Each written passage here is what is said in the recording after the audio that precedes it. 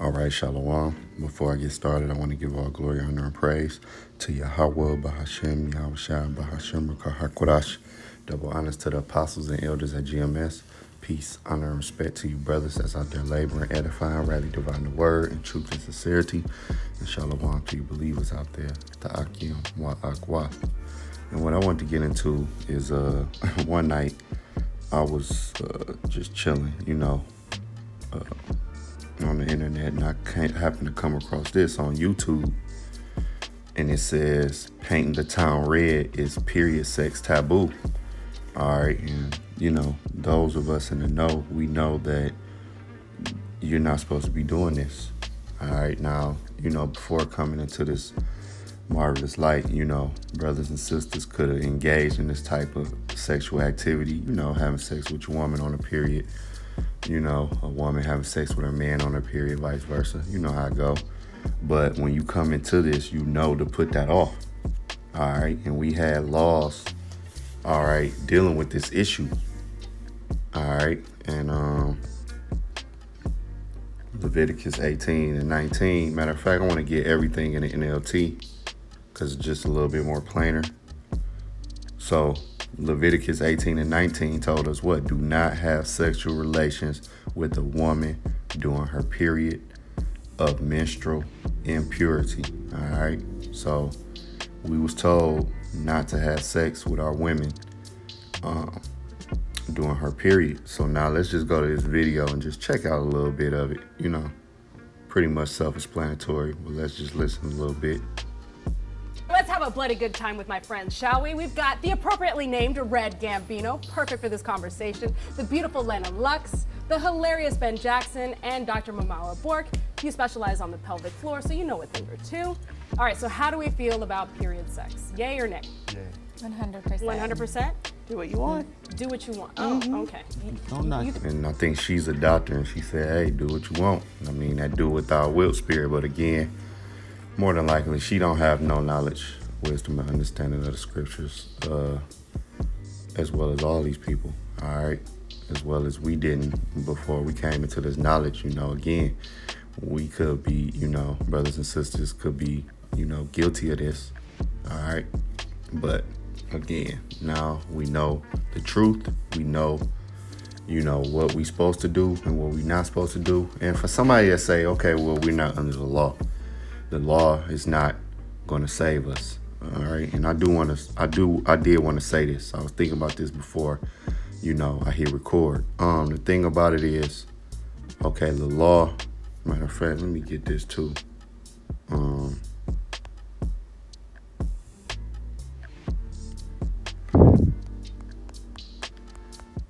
Because just like the Levitical diet, I don't know why it's not. Maybe because I'm in the NLT. Let me do something. Just like the Levitical diet and certain things in the law, like the mixed fabrics. All right, the Lord basically gave us these laws to help us out, all right, for our well-doing, to let us know things that's, moral, things that's immoral, all right? But the thing about the law is, the Lord didn't give us these laws for no reason. What do I mean by that? Things in the law ultimately help us out. Like, let's take the Levitical diet. If you start adopting that way to eat, okay, you're going to be much healthier. All right. If you're around here eating, squid and all these type of things, yeah, your body is not, the Lord obviously didn't make your body to eat these type of things. Now you can eat them and not die, but what I'm saying is for the children of Israel, all right, we have a standard, okay? So saying like, yeah, we not, of course, the law ain't gonna save us, all right? We're in grace. Faith, all right, is what's gonna, ultimately save us. I mean, predestination. But what I'm saying is, okay, it's faith in Yahushua ultimately. All right, but guess what? The law is not just something wrote to just be pretty. It's things that works in our favor in the law. It's a reason why you not supposed to deal with a woman on her period, man. So now I want to get this. Yeah, that's what I want right here. It says Romans 3:30, seeing it is one which shall justify the circumcision by faith and the uncircumcision through faith. Do we then make void the law through faith? The Most High forbid. Yeah, we establish it. What does that mean? You have brothers and sisters rehearsing the righteous acts. Okay, you have brothers and sisters that's living their life according to the diet. Eating according to the dietary law. Okay, they put away the pork, they put away the shrimp, the crab legs. All right, and they're eating according to that. I mean, do we still eat snacks and stuff? Yeah, it's not unlawful. All right, but the things that, I used to love shrimp. All right, I used to love, hot sausage links for breakfast. But guess what? I don't eat that stuff no more. I used to like bacon for, as well as many as you brothers and sisters out there. All right, but do we eat it now? No. All right, will eating bacon send us to hell and don't mean we won't receive salvation? More than likely not. No, there's no such thing as hell. Let me throw that disclaimer out there for, but I was just being, facetious. But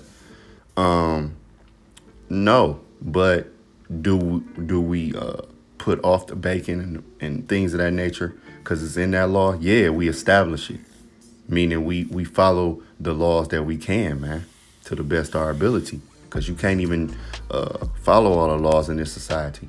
All right, so I just wanted to throw that out there. I don't want to get too much off topic. Let's go back to the video. Coming as a specialist. No personal opinions are being shared. Don't knock it. So are we having period sex every month? Because it comes regularly. Every week? Every month. Oh, well, I was like... That's some irregular periods. That's what? Some irregular periods, yeah. The Red River is where you stay, apparently. Yeah, not every month. It happens, you know what I'm saying? But not every month, you know what I'm saying? Sometimes you do need to... I'm getting a little older. So. All right, so this is the next one, because it's self-explanatory what this is about. We ain't got to watch the whole thing, but I do want to get these little interviews. Welcome back to the Nightcap. We've been talking about period sex, so the Nightcap crew actually went out to ask people on the street how they felt about it. So let's see what they said. I like it. It's like you can feel it more, no? Ooh, at the beginning we ain't doing all that, but towards the end, we go in the shower, we do our thing, and wrap it back up. But I don't really like it. I've done it before, but it's just a mess. I love that you gotta clean up. Oh, you love it. Oh, yeah, I love it. Honestly, I feel like it's natural. To each their own, to be honest. I think you just gotta be like a little more precautious about the bed sheets. But other than that, to each their own. Love it. Yeah, I don't mind. Feels better, extra wet.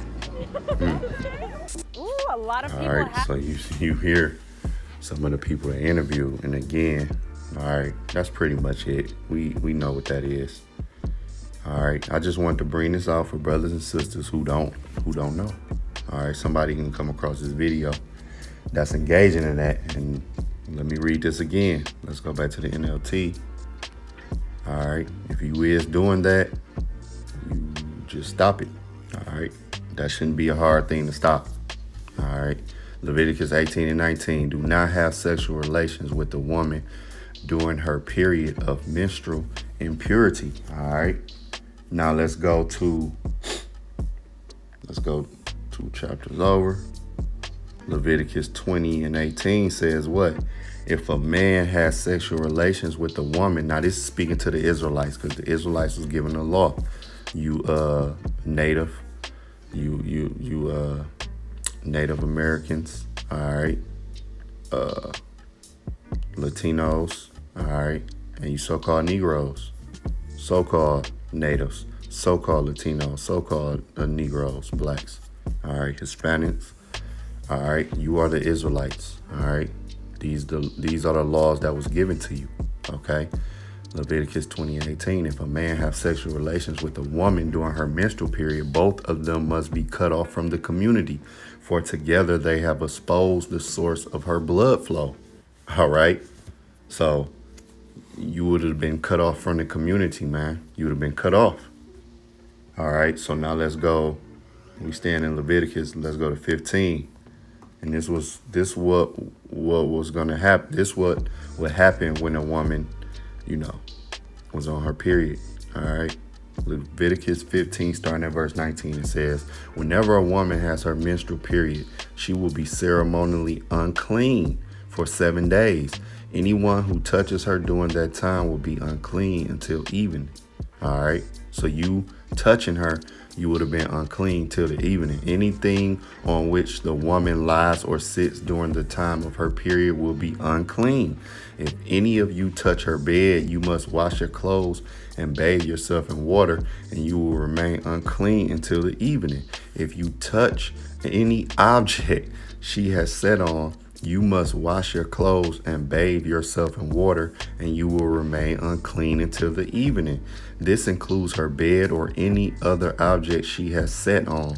You will be unclean until evening if you touch it. If a man has sexual intercourse with her and her blood touches him, her menstrual impurity will be transmitted to him.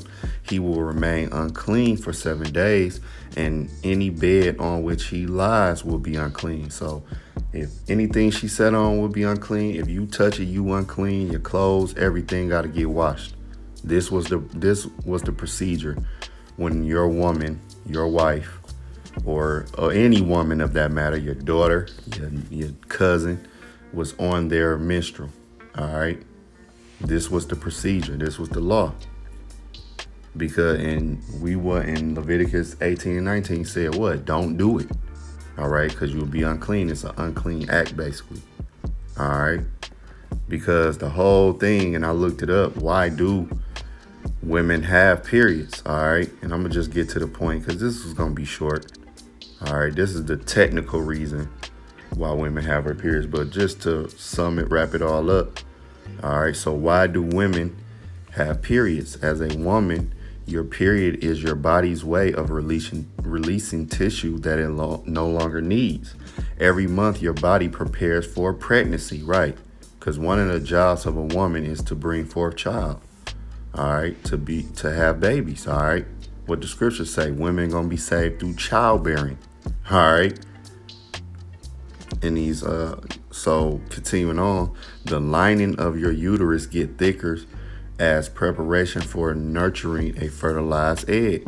An egg is released and is ready to be fertilized and settle in the lining of your uterus.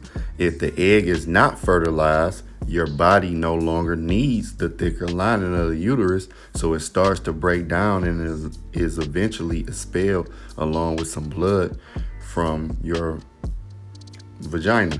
All right, this is your period, and once it's over, the process starts all over again. So if a woman is not getting pregnant, then it's a way of cleaning a woman out. All right, it's a way of cleaning a woman out. That's what a period is for, because a woman, she's supposed to be pregnant, at points in her life. All right, that's one of the things that the woman was made for, to reproduce. All right, to be that vessel that the baby, come out of after a period of 8-9 months, sometime earlier, but something normal would be like 8-9 months. All right, and then what? She has her baby. Okay, and that's how we get here. The man, man and a woman come together. 1 + 1, all right, equals 3 in that case. You know what I'm saying? But yeah, it's just a real quick lesson, so, if you're new or if you just randomly come across this video and you doing these things, you're having sex with your lady on her period, or if you're a woman, you having sex with your man on your period, you're not supposed to be doing that. Lord willing, this was edifying to the next lesson. Shalom.